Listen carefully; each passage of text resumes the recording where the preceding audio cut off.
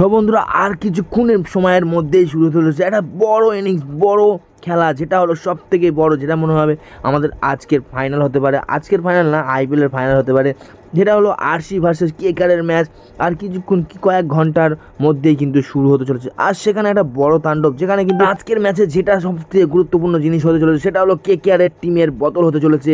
দুটো কিন্তু গুরুত্বপূর্ণ প্লেয়ার কিন্তু ছিটকে যাওয়ার, তার থেকে কি বলবো ইয়ার, ভালো হতে পারে খারাপ হতে পারে, সেটা আমরা এক্ষুনি তোমাদেরকে বলে দিচ্ছি কে ছিটকে গেল আর সেই রিপ্লেসমেন্টে কে প্লেয়ার আসছে, সেটা কিন্তু দারুণ খবর হতে চলেছে। তোমরা কিন্তু ভিডিওটা প্রথম থেকে লাস্ট পর্যন্ত দেখতে পারো। আর চ্যানেল নতুন হলে আর ক্রিকেট সংক্রান্ত যদি নিউজ আপডেট পেতে চাও আর ক্রিকেটকে যদি ভালো হয়ে থাকো অবশ্যই সাবস্ক্রাইব করে পাশে থাকো বেল আইকনটা বাজিয়ে। তো গাইস, এখানে যে দুটো প্লেয়ার বাঘা ব্যাটসম্যান, বাঘা প্লেয়ার, যে দুটো প্লেয়ার ছিটকে যাচ্ছে সেটা হলো মুজিবুর রহমান আর এখানে নিতেশ রানা। তো গাইস, মুজিবুর রহমানের কথাটা একটু আলাদাই, কারণ ওর আঙুলে ব্যথার কারণে সে কিন্তু ইংল্যান্ডে গিয়েছে অস্ত্রোপচারের জন্য, মানে অস্ত্র লাগানোর জন্য, ঠিক আছে, আঙুলে খুব চোট হয়েছিল, সেই জন্যে এই 2024 থেকেই বাদ হয়ে গেল। এই মানে কি বলবো ইয়ার, মুজিবুর রহমান এই 2024 আইপিএলে খেলবেই না। তো এটা কিন্তু একটা খুব খারাপ খবর। আর একটা খবর যেটা হতে চলেছে সেটা হলো নিতেশ রানা। তো ভাই, নিতেশ রানা হায়দ্রাবাদের যে খেলাটা চলছিল মার কাট খেলা, সেখানে কিন্তু নিতেশ রানা একটা ক্যাচ ধরেছিল, তাতে কিন্তু আঙুলে খুব ভালোভাবে ইনজুরি হয়েছিল। তো আমরা ভাবছিলাম যে ইনজুরিটা খুব ভালোভাবে লাগেনি, বাট সেখানে শোনা যাচ্ছে যে এই আগের দিন যে প্র্যাকটিস হচ্ছিলো সেই প্র্যাকটিসে নিতেশ রানা আসেনি, মানে মোটামুটি জানা যাচ্ছে যে নিতেশ রানাও কিন্তু অফ হতে পারে আজকের দিনে। আর সেই জায়গায় কিন্তু এই দু জায়গায় কিন্তু বাঘা প্লেয়ার যে দুজন ঢুকছে তাদেরকে আমি নাম বলে দিচ্ছি তোমাদের সামনে।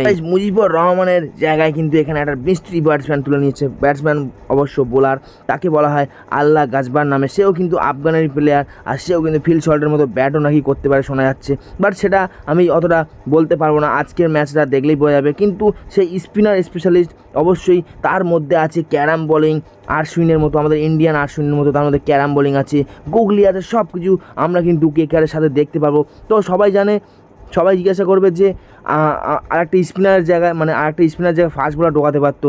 আমি সেদিক দিয়ে বলবো যে স্পিনার ঢুকিয়েছে, তার মধ্যে থেকে একটা ফাস্ট বোলার ঢোকাতে পারতো অবশ্যই, বাট কেকেআরের টিম ম্যানেজমেন্ট যেটা ভেবেছে সেটা হয়তো তার ভালোর জন্যই ভেবেছে, তো সেই জন্য স্পিনারকে নিয়েছে। আর এখানে নিতেশ রানার জায়গায় কে খেলবে, সেটা বিধ্বংসী ব্যাটসম্যান কে হতে চলেছে সেটাও আমি তোমাদেরকে বলে দিচ্ছি। একটুখানি সময় নিয়ে একটা জিনিস বলবো যে মিচেল স্টার্ক আগের দিন পেটা খেয়েছে বলে সবাই অনেক কিছু বলছে, বাট এটা হলো অস্ট্রেলিয়ার প্লেয়ার, সেটা তোমরা অবশ্যই ভেবে দেখবে যে মিচেল স্টার্ক কিন্তু আগের দিন পেটা খেয়েছে, আর আজকে দেখে নেবে তোমরা 3 উইকেট হয়তো পেয়ে যেতেই পারে। তো এরকম হতে পারে, অস্ট্রেলিয়ার ব্যাটসম্যান থেকে বোলাররা এরকমই জান দিয়ে লড়াই করে। আর আমরা যে স্পিনারটাকে নিয়ে নিয়েছি সেটা কিন্তু খুব দারুণ স্পিনার, কারণ আন্ডার-19 কিন্তু অবশ্যই কিন্তু খুব ভালো বল করেছিল প্লেয়ারটা আল্লাহ, ঠিক আছে। তো এখানে সেই জন্যই এখানে নেওয়া হয়েছে। আর মাত্র 16 বছর বয়সে কিন্তু খুব জাদুও দেখাচ্ছে, এক ওভারে নাকি 3 উইকেট নিয়ে আর 5 ইকোনমি রেট দিয়ে কিন্তু ওভার শেষ করেছিল। দারুণ একটা ব্যাপার, দারুণ একটা পারফরমেন্স ছিল। তো দেখা যাক আরসিবির সাথে কেকেআরের ম্যাচে কেমন বল করতে পারে আল্লাহ গাজাবার। বন্ধুরা, যদি নিতেশ রানার চোটটা যদি মেডিকেল রিপোর্ট অনুযায়ী খুব গুরুতর হয় তাহলে কিন্তু নিতেশ রানাও কিন্তু 2024 আইপিএলে মিস্ট্রি থেকে বাদ হয়ে যেতে পারে, টিম থেকে বাদ পড়ে যেতে পারে। তার সেই জায়গাতে যে আমাদের রিপ্লেসমেন্ট হতে পারে সেটা কিন্তু বিধ্বংসী ব্যাটসম্যান, কদিন আগেই কিন্তু ইন্ডিয়া কাপাচ্ছিল, তার নাম হলো সরফরাজ খান।